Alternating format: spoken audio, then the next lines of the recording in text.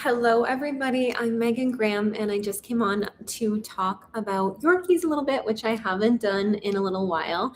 And for a while, I really was almost having trouble talking about Yorkies because one of my Yorkies had very failing health. And during that time, I don't know, I just couldn't talk about Yorkies a lot. But anyway, here I am, and I have been meaning to talk for a little while.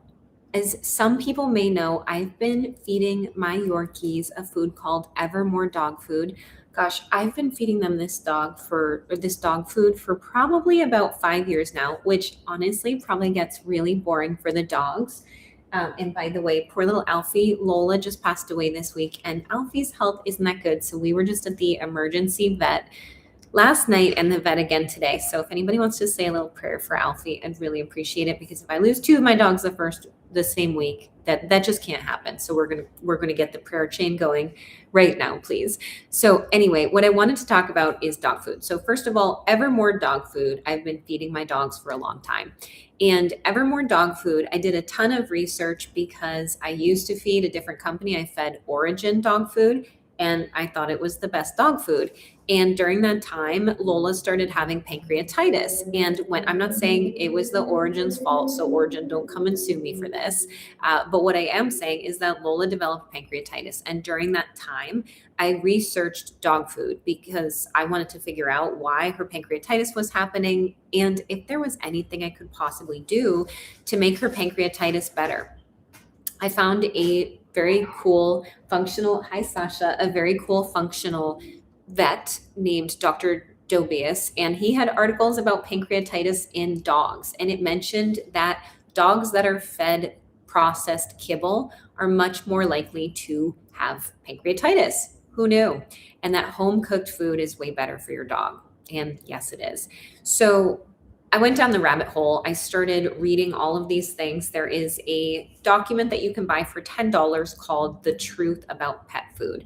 And the truth about pet food really just spells out, is the food feed grade, which just so you know what feed grade is, and Origin is not. Origin was not food grade. Food grade is like human grade. You could eat it. Feed grade food, you need to be aware of this. Feed grade food can have euthanized animals in it. It can have animals that just died and may have had health problems. Maybe they weren't treated humanely. There's a lot of different things that can be going into feed grade. You do not want to feed, if you like your animal, I don't care if it's a Yorkie, a Maltese, a mix. I love all dogs. It doesn't matter. If you have a dog and you love it, you do not want feed grade food for your dog. Okay, so that's the most important thing. So we've fed Evermore for a long time. Evermore has great ingredients in it. And guess what? My Yorkies don't have teeth. Why? I'm not sure, but they do not have teeth. Their teeth didn't do well. And so they need a food that is really, really small pieces because they can't chew up the food. And Evermore is broken up beautifully. It is cooked very, very gently. They have different varieties, and literally the owners of the company will eat the food. Now, as far as I'm an affiliate for Evermore, they used to have, I'll just explain the business side of this too, so you guys know this. I didn't even share a business link for Evermore because for whatever reason, I used to share Evermore a lot because it's my favorite. And they would give me like a 15% discount off my dog food order if somebody ordered. That's amazing for me. It's just what they were giving other people, but they gave it to me. It was very, very helpful. And it was a nice reciprocity.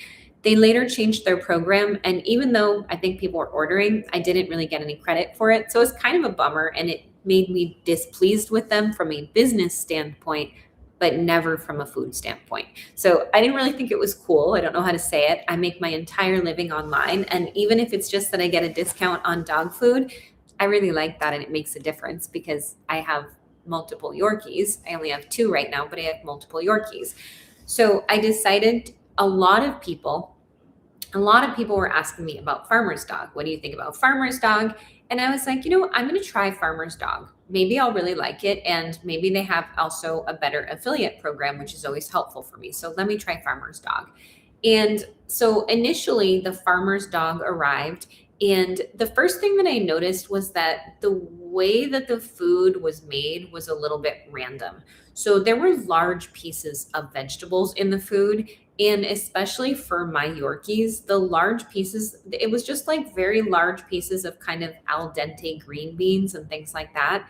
That's not appealing for me for my dogs, especially because they don't have teeth. I was worried about that potentially being a choking hazard. If somebody has a dog with teeth, maybe it's not a problem, but personally, I don't want to give my dogs food that's cut up mostly and ground into small bits and then has big bits in it. It's just kind of a confusing little mixture that they had.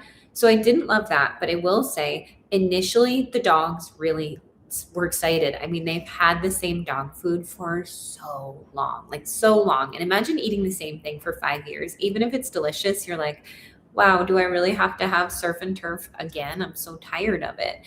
So I understand. Initially, they were really excited for it. um, I didn't think it was as nice as the other food. I didn't like the choices that they had as much. It was okay. And I didn't feel like, I was like, oh, I don't think this is going to be a great affiliate program because I'm not excited about this. And I can't talk about stuff I'm not excited about. Well, what really got me was it was one of those companies. Have you ever had a company where they send you so many emails that when they actually send you an email that says that they're going to ship you another shipment on auto ship, you don't even know, you have no idea that I wish I could pick him up, but he's not feeling well, so I'm just going to leave him there. I wish I wish that I they hadn't sent me so many emails because I did not want the food again, but they like snuck the email into the flurry of emails they were sending me. I'm not really sure if it was one or it was probably one a day. It might have been two a day. It was a lot of emails. And apparently I missed the one that would have been, oh, your order is coming, because it wasn't even an obvious title that they were shipping me more food. So I got a second delivery of Farmer's Dog. And I really felt like I don't like it when companies don't make it obvious and they don't try very hard to alert you. I can't say, it's okay, Sasha. I can't say exactly that they were doing that. It just felt like it to me, which maybe they weren't just trying to hide, the fact that they were sending me an auto ship, but it sure didn't seem forthright and I missed it. And so I wound up with another shipment of the food that I didn't like at all. So personally, a lot of people ask me, and I can't comment. What I usually wind up getting in my dog food videos is, oh my gosh, well, what about this food? Well, what do you think about that food? I have no opinions about other dog food for you. Dog food is not my specialty. I simply come on and tell you my favorites, but I'm not going to tell you something about another food. What I can tell you is do your research, pay the $10. It may have gone up to get you can search for the truth about pet food. And if you want me to put it up for you, I can. But I would say pay the $10 and research your dog food. So first of all, you find out if it's food grade or feed grade, and then, buy the food, try it, and don't use it if you don't like it. But we really like Evermore. We have been mixing in a little bit of raw food from North Star Bison just to give them something else as well. But overall, and we really needed to do that because as Lola, as our sweet little Sasha, my cats are going insane because they're super upset that Lola passed this week. So they're missing a member of their pack. And I didn't know how much the cats liked Lola until she was gone, and they have been besides themselves crying to look for Lola. I would assume they can't tell me, but it's a little bit unusual. So anyway, that's my opinion. I personally was not a fan of Farmer's Dog, and I wouldn't purchase it again. I continue to purchase Evermore, even though I'm not a fan of their affiliate program, but I like their food and I'm going to buy it either way. If you want a 10% discount to try Evermore, you can just say the word Evermore in the comments and I will send you my link that gets you a 10% discount. But all in all, that's my favorite food.